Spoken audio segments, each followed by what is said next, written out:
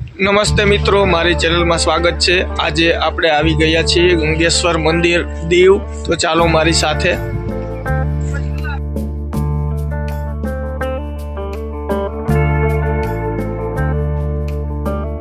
દીવથી માત્ર 4 કિલોમીટરના અંતરે ગંગેશ્વર મંદિર આવેલું છે અને અહીં આવવા માટે તમને દીવ બસ સ્ટેન્ડથી જ રિક્ષા અથવા સિટી બસ મળી શકશે।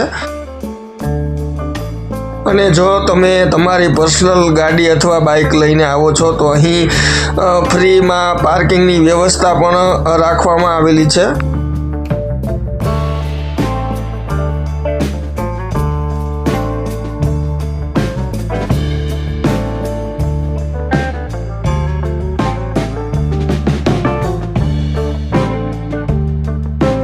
ગંગેશ્વર મંદિર એ ભગવાન શિવને સમર્પિત એક મંદિર છે। અરબી સમુદ્રના દરિયા કિનારે ખડકોની વચ્ચે ગુફાની અંદર આ મંદિર બનેલું છે। મંદિરની અંદર પ્રવેશતા જ આપને નંદી મહારાજના દર્શન થશે અને ભગવાન ગણેશ, ભગવાન વિષ્ણુ અને લક્ષ્મીજીના પણ દર્શન થાય છે। સમુદ્રના પાણી વચ્ચે તમે નાના મોટા 5 શિવલિંગના દર્શન કરી શકશો। આ મંદિરની ખૂબ જ મહત્વની વિશેષતા એ છે કે અહીં ખડકની ઉપર શિવલિંગ શેષનાગ કોતરવામાં આવ્યું છે અને દરિયાનું પાણી આ 5 શિવલિંગ ઉપર અભિષેક પણ અહીં કરે છે।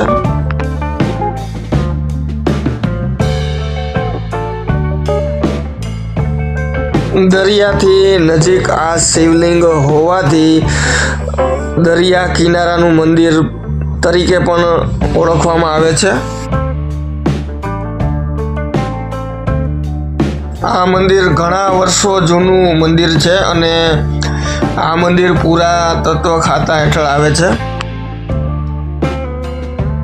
આ મંદિરની સ્થાપના અને લિંગનું કોતરકામ પાંડવો દ્વારા કરવામાં આવ્યું હતું જ્યારે તે મહાભારતના સમયગાળામાં ભગવાન શિવની પૂજા માટે વનવાસમાં પોતાનું જીવન વિતાવી રહ્યા હતા ત્યારે આ મંદિર બનાવવામાં આવ્યું હતું।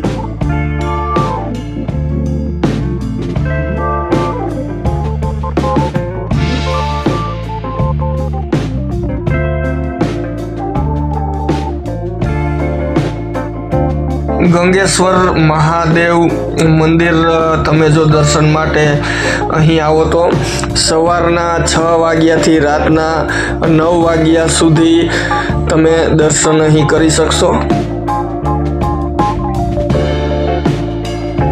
દીવના દરિયા કિનારે આવેલું આ મંદિર તમારા મન અને હૃદયને આધ્યાત્મિકતાથી ભરી દેશે અને ખૂબ જ અહીં આવો તો આનંદ પણ આવશે।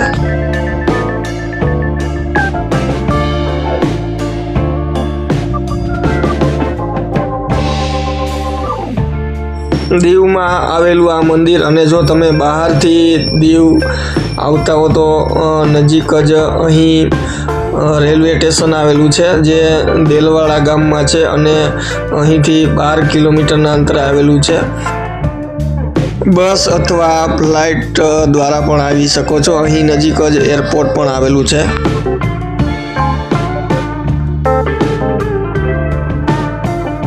જો તમે દીવ આવતા હો તો અહીં ઘણા બધા ફરવાલાયક અને જોવાલાયક સ્થળો પણ આવેલા છે અને વર્ષ દરમિયાન ઘણા બધા મુસાફર અહીંની વિઝિટ લેતા હોય છે।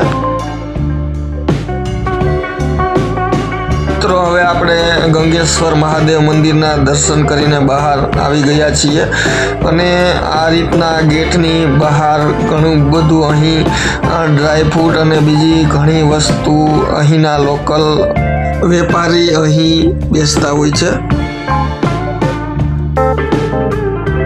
અને બહારથી જે લોકો અહીં ફરવા આવતા હોય છે તે અહીંથી ઘણી બધી વસ્તુ આ રીતે અહીંથી લેતા હોય છે।